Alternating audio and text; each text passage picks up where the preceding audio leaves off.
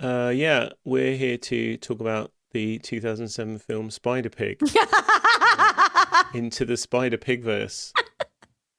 Just kidding. The Spidey spin-off you never knew you needed. Yeah. Should we get on with the intro? So, welcome to the '07 podcast, the show that looks exclusively at the films of 2007 because it was a pretty good year. That's the central thesis. Yeah, that's the central thesis, but it seems that we end up talking about some films that we just maybe weren't so great. This one included. Oh no! Is it two weeks in a row? I've fucked it up. No, I think Eastern Promises, I'm in the minority because everyone I've spoken about it with was like, it's a great film. I've actually only really talked about it with men. Any women? Yeah, I was going to say. Yeah, they've been like, I've never seen that. I'm like, don't watch it. But yeah, Simpsons, I feel like is a bit more widely accepted as a okay film. Because yes, we're talking about the Simpsons movie. I have some ideas about what could have made it better, but yeah, let's get into the Simpsons movie. I've written a synopsis. Me too. Let's see which one's better. Do do do do do do do do do do do do do do do do. My synopsis. Go Lucy. The Simpsons movie follows Homer accidentally causing an environmental disaster that puts Springfield in serious trouble. So, as we kind of started singing earlier, Homer adopts a pig and instead of disposing of its waste properly, dumps it into Springfield Lake. This pushes the lake's pollution over the limit, leading to a toxic environmental crisis. This has all been foreshadowed by Lisa doing a slideshow called An Irritating Truth, which obviously echoes the documentary about Al Gore's campaign to educate people about global warming, which was called An Inconvenient Truth. Anyway, back to the synopsis. The EPA, led by Russ Cargill, seals Springfield under a giant glass dome because, of course, the environmental disaster could cause havoc for the rest of the United States. And we can't have that, essentially cutting it off from the outside world. The townspeople blame Homer and turn on the Simpsons, forcing the family to escape. They end up in Alaska, where Homer initially enjoys life away from Springfield, with that famous scene with all of the Disney animals coming in as Homer and Marge are about to have some fun times. Meanwhile, the EPA plans to destroy Springfield entirely. Dun, dun, dun. Marge and the kids return to try to save the town after Marge finally can't stick Homer's ridiculous behaviour anymore, and Homer eventually follows, realising he needs to do the right thing. Homer saves Springfield by stopping the destruction plan and shattering the dome, and the town is freed. The Simpsons are forgiven, more or less, and Springfield returns to normal with its usual chaos intact. You asked for everything, I gave you it. Wow, it was very thorough. Did it really quickly, though? Yeah, it was points for the brevity. Yeah, wow, that was extraordinary. Nary a stone left unturned, I think. Yeah.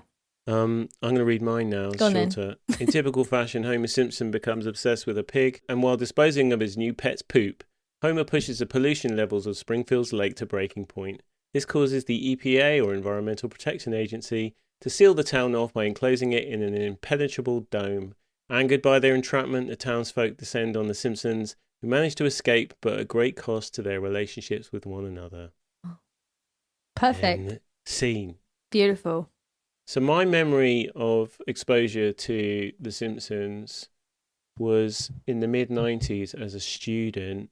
I think it made its way to BBC Two, right? Mm-hmm. They started showing episodes of The Simpsons. I enjoyed it. I was already a grown-up, but I enjoyed it as an adult and consumed it for a good few years. And then just by befriending people with Sky, and then just dropped off, fell off. I think seemingly around the time that everyone else in the world stopped liking it as much, which is, arguably after season 7 or 8. But they all mash into one. There's no seasons in my brain. It's just no, because it's been such a long running thing. I can't really separate them out into seasons. No, because it was just running, wasn't it? Like you say, it was running on BBC Two. Then it went to Channel 4. Yeah, that's right. But it was very much in the zeitgeist of kind of everyone, really. If you weren't a kid, obviously you were an adult, But you could get like so much different merchandise, couldn't you? Everything, like you'd buy your dad like a Homer related thing because he was like the archetypal dad. And yeah, so my first exposure to Simpsons was actually way before it came to the UK because I have some family in the States, and I was given one of those. Well, I watched The Simpsons out there with them, with my cousin, and then I got one of those. Do you remember those cups? I don't think you can get them anymore. That have like they're like double layered. There's like juice in the layer, and they have like they had like floaty things and glitter and stuff. They were Yeah. very popular. I used to have like Disney ones. Well, the first one I ever got was a Simpsons one. And I loved it. And I loved Bart Simpson. My mum always, because she just loved how naughty he was. And then when it finally came to the UK, we were like, yeah, we know what The Simpsons is already. Yeah, we're really cool. We've got American Family. Um, and yeah, like I said, my brother and I watched it every day when we came home from school. Like Simpsons references just come out of my mouth all the time. Some of my friend Becky has an even more accurate knowledge and memory of more Simpsons references and episodes in particular, but I'm more like you. It just rolled and rolled. There's always like the Halloween episodes around Halloween, the Treehouse of Horror, all of that kind of thing. So yeah, loved it. I am jealous of some people, and they're mostly American, who can tie just moments in history to the reflection of that moment in the Simpson episode. And they are able to differentiate like moments in specific episodes rather than just like a mishmash, a big bowl of like Simpsons jokes. Yeah. Whereas I can't do that. I am slightly envious of them, but at the same time, I don't really want to go episode per episode through the entire back catalogue. No. Unless there's another pandemic. But I don't know. There's other things to watch now. Did you mainline anything during the pandemic? Oh my gosh, yeah, loads of things. I only Mainline. I'll tell you what I did while you think. It was a long time ago now. I'll tell you I don't remember everything I watched, but definitely like there was nothing else to do. So much TV. We went through the entire Deep Space Nine pantheon. I remember you doing that. Time. Yeah. That was epic. Some epic TV watching. Must watch TV harder. What did I remember watching all of Stranger Things again. Lots of Korean TV. Oh, yeah. There was that thing called Kingdom. Do you remember that? That was so good. Well, the zombie thing. Yeah, man, loved that. Yeah, I do remember Kingdom. Pretty sure I recommended it. Probably did. Good choice. You've got great taste. Really great taste. Yeah. Anyway, we've digressed. Back to The Simpsons. My favourite ever Simpsons moment that I can remember. There's just so many, right? But one of the ones that when I saw it, I could not. I don't think I'd laughed harder. Was when Bart. It's a Bart episode, and he gets into the Chief Wiggum's police car, and he's on the old bullhorn on the car. Flanders is walking across the road, and he says, "Freeze!" And Flanders freezes in the middle of the road, and then Bart makes him hula out of his trousers. And it was one of the most amazing things I've ever seen. I can't think of a specific favourite right now, but I'm sure they'll come out as we talk more. There's one where the entire family leaves Homer because he bought a gun, and then he's at home and he's just using the gun to do everything, like turn the lights on and off. That's a good one. That's a really good episode. Shoot the tops off of his beer bottles. And stuff. There's also the famous episode where he invents the makeup gun and he does his makeup. Yeah. Isn't it like a pump action thing as well, like a shotgun? Something ridiculous, yeah. Yeah. Always love the episodes where you see Marge before she got her big 3D perm. She's got like long hair. Like when her and Homer first met. Yeah. I guess we should talk about the film. We really should, yeah. We really just chatted away about the rest. Yeah. There are things that... There are things we want to talk about. Well, in as far as The Simpsons was amazing at predicting things. There's so many weird like episodes that like frame for frame kind of look exactly like things that actually then happen later, which wigs me out.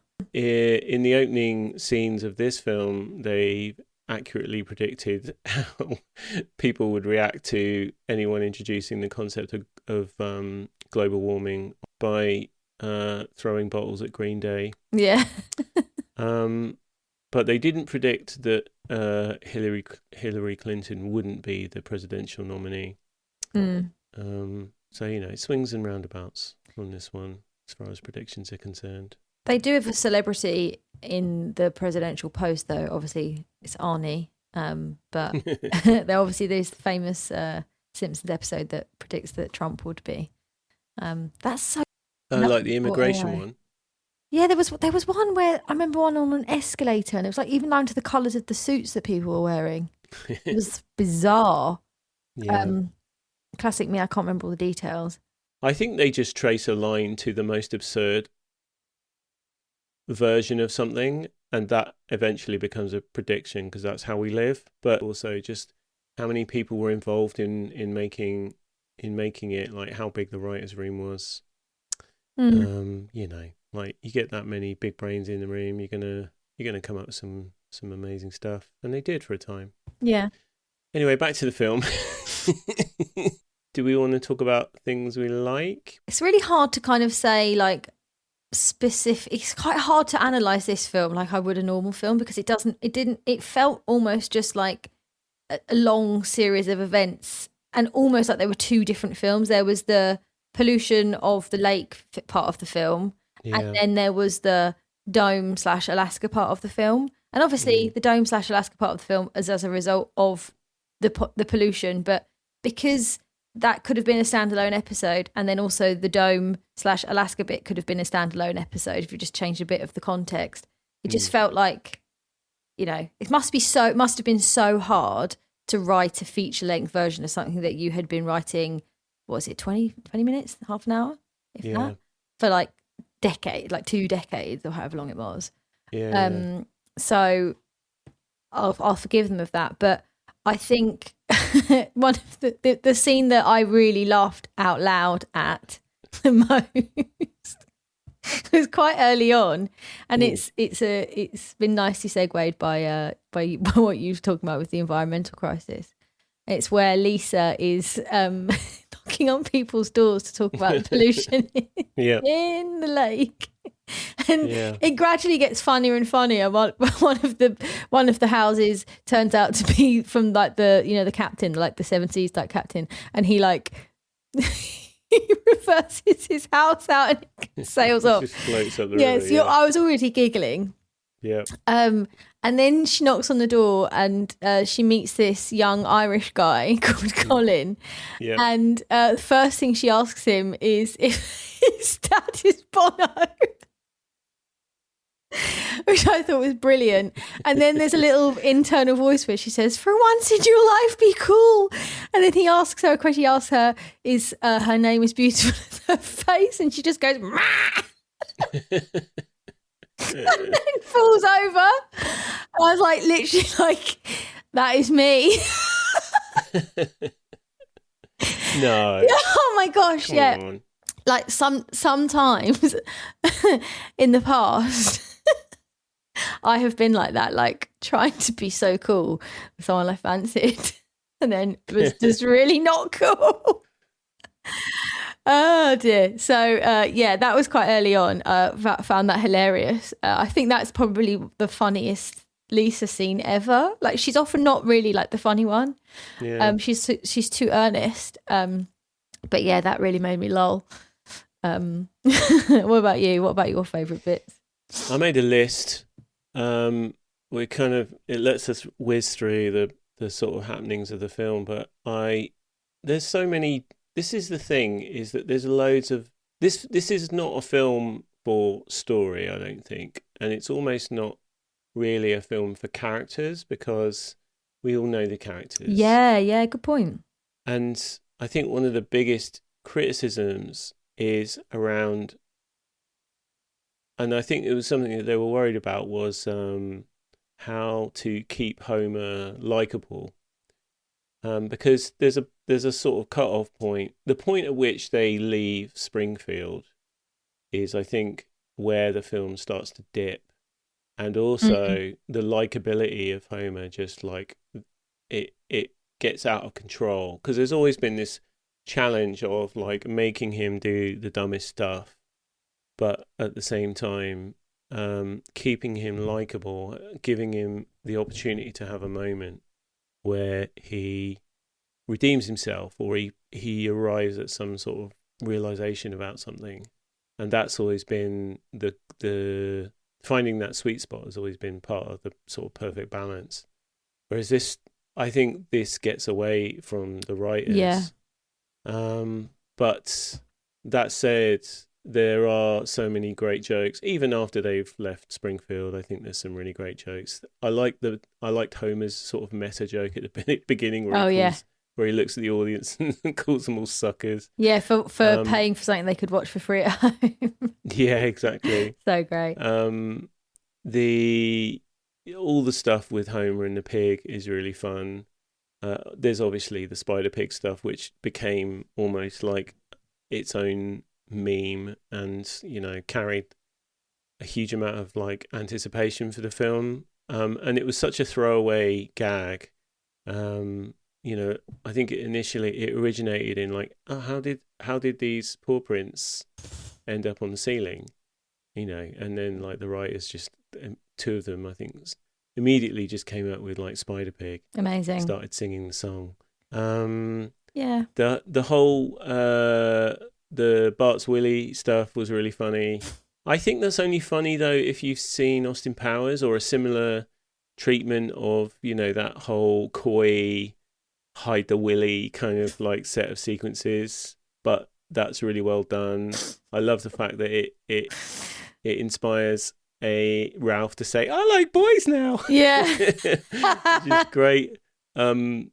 Oh shit, what's his name? The bully's name? Nelson. Nelson, yeah. Nelson's like just laughing himself for hours to the point where he can't he can't actually get any words out anymore. That's amazing. Then his mum comes and does the same thing.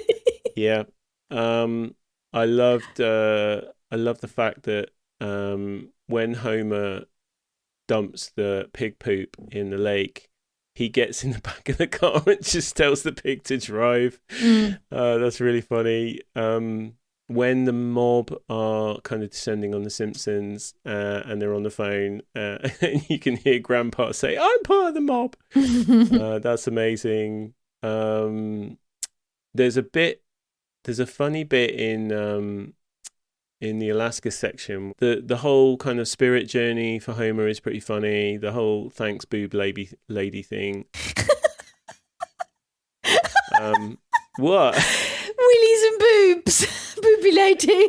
Yeah, of course. I am but a man. The dogs attacking Homer is funny. And I like at the end there is a reference to Springfield Gorge, which is, I don't know how early that was, but it felt quite early where, and that's another kind of, Bart and Homer thing where they're supposed to be bonding, and, way back, Homer says he's going to jump this. Oh yeah, Bart, like he tries to jump the Springfield Gorge and fails, and Homer tries to do it with him and also fails. And I love the fact that they went there and kind of recreated that. That was super fun. In which bit? Sorry, which bit in the film did they recreate that? So when they are riding, well, after they've kind of delivered the bomb, yeah, they're kind of like trying to land the bike in a safe way. Yeah. And they end up going down one side of the hill, and then they come up over to the Springfield Gorge, and they do exactly what they did in that early episode, which is right. They fall far short of the gorge. Oh, okay. And you can still see the ambulance that was left from the last time. Oh wow! There. Oh wow! That is deep level nerdery. Oh yeah. It was like it was a deep cut. Okay. I think you'll remember it from it's like 2 times Homer like bounces down the hill and like lands on his head almost every time. It's that thing. Yeah. So yeah, there's loads of like great bits. Whether or not it stitches together coherently into like a really truly satisfying film is another question. But I definitely think like a slightly long episode of The Simpsons is enjoyable. Yeah. But I think unless they did it as like a send off for the show, I don't think anyone was ever going to think of this as anything more than just a feature length episode. Yeah. I do wonder if they should have like just used it to underline the show and just like bow out at that point.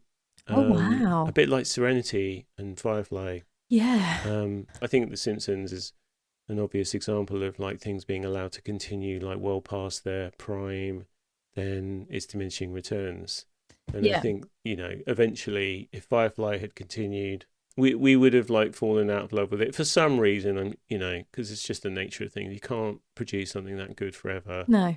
And so fans pressured studios into resurrecting it and then making a film. And then they're like, here you go, now piss Now off. shut up. Yeah. Yeah.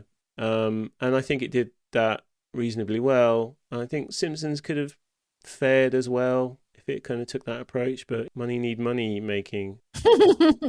I don't know. It's interesting you say that about how they could have just done the Simpsons movie and then ended it, because I don't think they were I don't think they'd passed the peak of people really enjoying it. I think it was still very much... In 2007? Yeah. I think it was still very loved, the series. I think it's more recent episodes. Like, I watched an episode a couple of years ago and I was like, what the heck is this? It's awful. Because they put all like 3D shading on stuff. And I'm like, no, I want it to be flat. Like the 2D vibes of it. But they did actually start to play with the animation for this film. And the reason they didn't make the film, because they'd been talking about a film for quite a long time, and they didn't want to, because they didn't want to be restricted with the way that they could animate. And it was only when technology had advanced that they could actually do a big screen version of the film. Yeah. And so that's why, one of the reasons why it took so long. But I think also it came down to like making sure it didn't feel like just one long episode, which unfortunately I don't think they achieved that. I don't know how it could not have been as well. Like if you're juggling the idea that you have to make something that, if you're not a Simpsons fan, you're unlikely to watch it or enjoy it. Like to try and make something that encapsulates everything that is Simpsons for someone who hasn't watched, even if they've watched like really early episodes and not seen anything since. Like if they had those people in mind as well, it's kind of an impossible task. Yeah. But I wonder what would have happened if they had ended there. I feel like I don't know, because it wasn't like celebrated as like an epic animated film. It was just kind of like, oh, that's fun that they did that. Do you know what I mean? Yeah. So it wasn't like they would have ended on a high note. Yeah, it does feel like it was kind of polite applause for this endeavor, but like not through its merits, more that it was a thing and they did it, and and then it's there. Yeah. Yeah. Interesting. Which is a shame. But it goes back to the thing about good things have to end. Well, they're still making them, aren't they? I know. Well, that's the thing. Is like you were talking about, the popularity. Like I think I read that. So in the 90s, there was like up to like 27 million people watching an episode, and then by 2007, I think it was down to something like 7 million. Oh wow! And then recently, I think a few years back, there was an episode that did like less than 1 million. So that's streaming and stuff, but like there were no streaming services in 2007, so there was already a drop off. Yeah. And yeah, I mean, I think it's a very brave decision to go, right, well, we're going to make this movie and then that'll be the end of The Simpsons. It's like, no, it's not going to happen. No, they hadn't reached that peak yet. Exactly. Anything you didn't like, Tay? No, not really. Like it's just about things you like less, isn't it? Like it's very hard to dislike anything in this film. The Colin stuff I didn't think didn't go anywhere. Like it just felt very kind of tacked on, and it's like, oh, we need Lisa to have something to do. Poor Lisa. Yeah, I know. Like she basically gets like 2-3 scenes in the film. It definitely didn't feel too long. Like thank God it was 90 minutes, right? So yeah. thanks guys. What did you think? Yeah, I agree. There wasn't anything like, oh no, that's awful, or that was rubbish, or like they could have done that better. I just think, yeah, like I think I just prefer a Simpsons episode to a film. I have to say, I enjoyed it much more watching it this time than the first time I watched it, which was around 2007 time. Yeah. I thought it was absolute crap then. And Really? yeah, I did. I really didn't enjoy it. I was really disappointed. But actually, I'm having a lot of time between then and now. I actually quite enjoyed it this time. I enjoyed it. I definitely laughed out loud at bits. I think I watched it at the time and I thought, this could be terrible, and it's not. It's good. And enjoyable. It's not amazing, but maybe they've earned that at least. I think I was probably trying to be a bit cool in those days. Yeah. This is rubbish. It sucks. Whereas now I'm like, give me silly animation, something that's lighthearted. I love it. Yeah, well, they were hugely worried about the South Park movie, weren't they? That was one of the like tipping points for getting a movie underway, was the South Park movie. Yeah, it was so successful. But that's the thing. I wanted to talk about that. Like the South Park movie didn't really feel to me like a really long episode. Somehow, I don't really know how they managed to achieve that. Yeah. And I was, obviously doing a bit of research for this ep, and some of the stuff that came up was that fans, like Simpsons fans, were a bit let down by how kind of safe and pedestrian the film was. Didn't really, it kind of pulled a lot of punches, but I think sometimes the episodes are a bit more, they toe the line a little bit more. And I think they wanted a bit more of a kind of South Park-esque vibe, but they were hindered by the network, unfortunately. They got to see Bart's Willie. We didn't see any of actual Bart's Willie. It was very well covered up. You do see it, Lucy. What are you talking about? Maybe, I don't know. What do you? There's oh my god. This is amazing. There's a bit in the thing where it's like it's covered for the whole time, and then he skates behind a hedge, and then there's a big gap in the hedge, and you only see the Willie. I didn't notice that. Oh my god, that's incredible. That's so funny. This is Josh Brolin in No Country for Old Men vibes that I'm getting right now. But like, go and watch the friggin' skate scene. That's weird. I don't want to see a child's Willie, animated or otherwise. The whole world got to see Bart's Willie, except you. But maybe I was watching like a censored version on Prime. Did I watch it on Prime? I don't know what channel I watched it. Did you watch it on Disney Plus? Is it on Disney Plus? Yeah. And then I watched it on Disney Plus. So maybe you looked away at the crucial moment. Maybe I looked away. That's so funny. Oh my god! When you were talking about Willie hiding, I was like, yeah, they do a really good job. That's the joke. You never see it. You think you're going to. Well, that's the joke up to a point, and then there's a whole bit where all you can see is Bart's Willie. Blimey. Oh, I've got to go back and do that then, kids. Wow, that's incredible. Yeah, call that your homework, I guess. Yeah. Must do better next time, in classic Bart writing on the blackboard vibes. So I know that you don't have this detail then. So David Silverman, when he was being interviewed he was asked about the decision to include a shot of the Willie, and he said the idea was to make it of a certain size that seemed funny, not making it colossally large, like flapping in the wind, although it was rendered that way as a joke. It's about the right size that looks funny, especially as we reveal it. It's like, oh, there it is. People say, what was your yardstick of what size to make it? And he said, it's whatever seemed to make us laugh the most. So there you go. There's a little bit of background on the scene that you haven't seen. Oh my gosh, so much detail about Bart's penis. Imagine the committee, reviewing that, all stood around one animator's desk, maybe, just going, just a bit bigger, a little bit more. That's too big. Yeah, that's funny. Wow. No. Yeah. It's kind of derailed the conversation. It is a bit strange. Like, there are a few, that and a couple of other things about this film are a bit, I mean, this gets into like 2025 stuff, but like they were worried about the relationship between Flanders and Bart, like that kind of growing relationship. Do you know this about the dome bit where Lisa says goodbye to Colin through the dome? Tell me.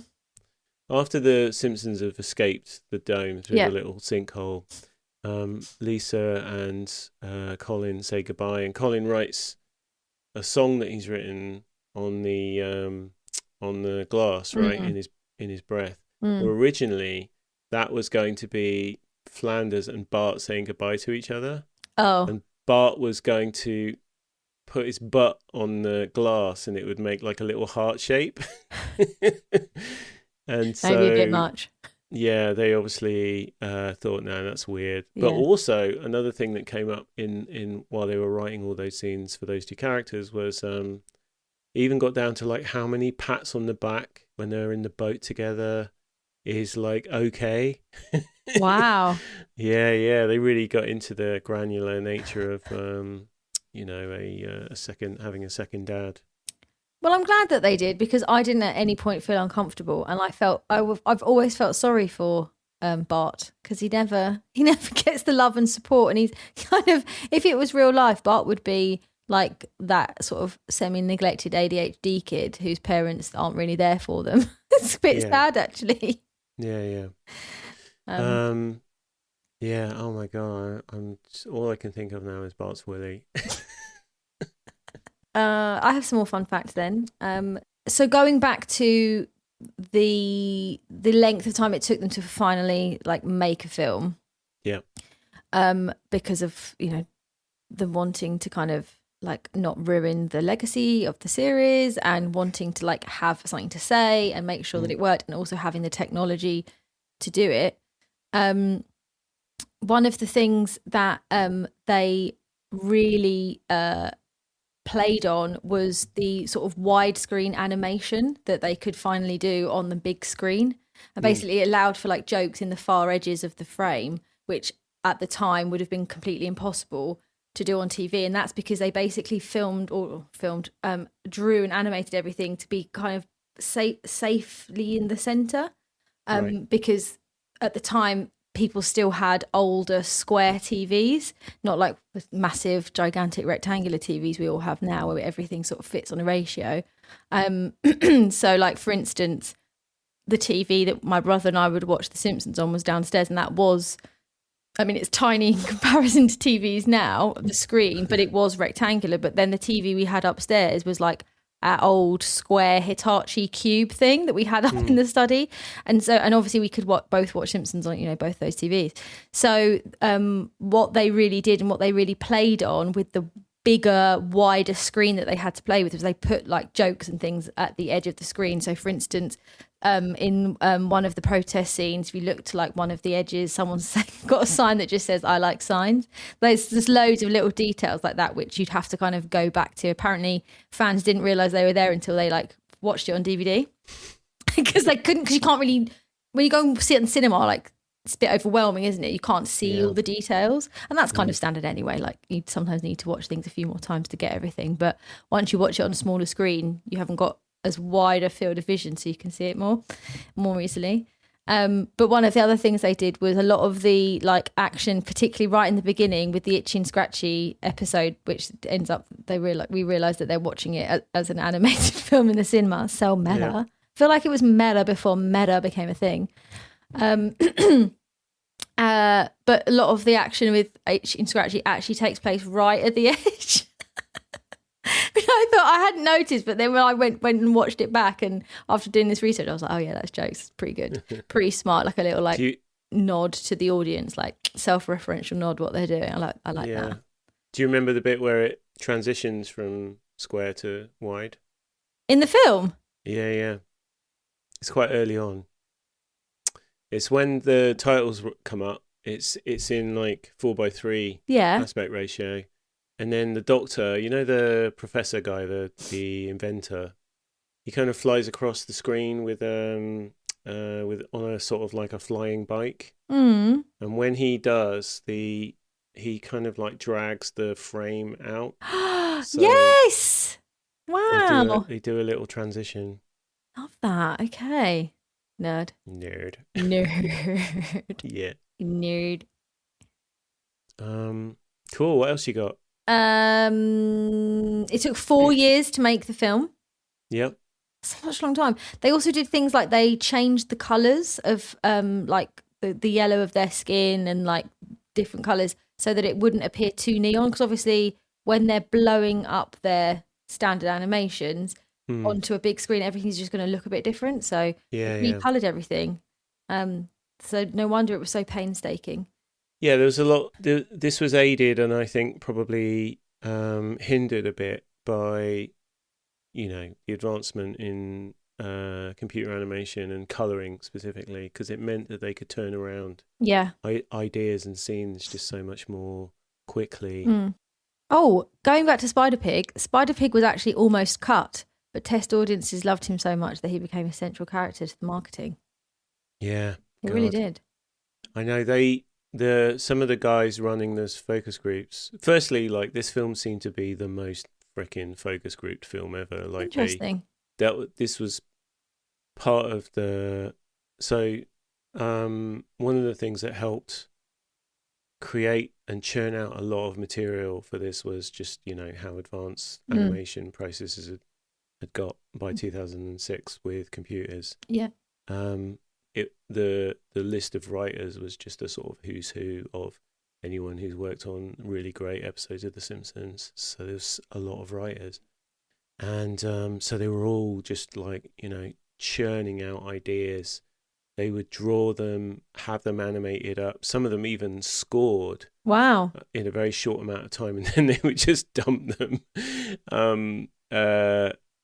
Al Jean, who's one of the stalwart writers, said you could pitch a gag, draw it, and it could be cut within a week. That's mad. That's how quickly they were turning around this stuff. And so it meant that there was so many iterations of not just the script, but just like different scenes and different moments. That they, there was a lot of turnaround. They estimated that they probably had enough finished material to make like another movie at least. Oh my god! They had like dozens of hours of like finished stuff that just didn't end up in the film, and part of that was because of the process, but also it was because they tested it so much. They tested so much of these different iterations. And so it really was like and that might be a problem, right? That might be a reason, an explanation as to why it feels a bit meh to some folks, is that it was so sort of like committee led, not just a creative committee, but the audiences. But the audiences loved Spider Pig to the point where people running the focus groups would say, all right, can we please stop talking about Spider Pig now and just focus on like other things that you liked about film? And their memories, it would seem, were eclipsed by Spider Pig. Spider Pig. This is the, if anything, like whoever, I can't remember who composed the original Spider-Man music, but they should like take some credit for that. Part of it is the song, isn't it? Yeah, all of it is the song. Yeah, because he's not Spider Pig until that happens. That's it. That's so funny that what feels like in the broader like canvas of just like creating a movie, a fairly throwaway moment that could have easily not have happened, it became like the central kind of fulcrum of all of this kind of activity and comedy, and it could have just easily not have been. It'd have been nothing without Spider Pig. Yeah, an ode to Spider Pig. Just going back to the sort of process of turning around stuff, Dan Castellaneta, Homer, he talked about the recording process. He said, I felt like a fireman. We should have just lived above the recording studio and put the pole in. I didn't know what stayed in, what went out. I couldn't even follow what the story was. I just knew that it was funny. Great. And Julie Kavner, who does Marge, her kind of like big moment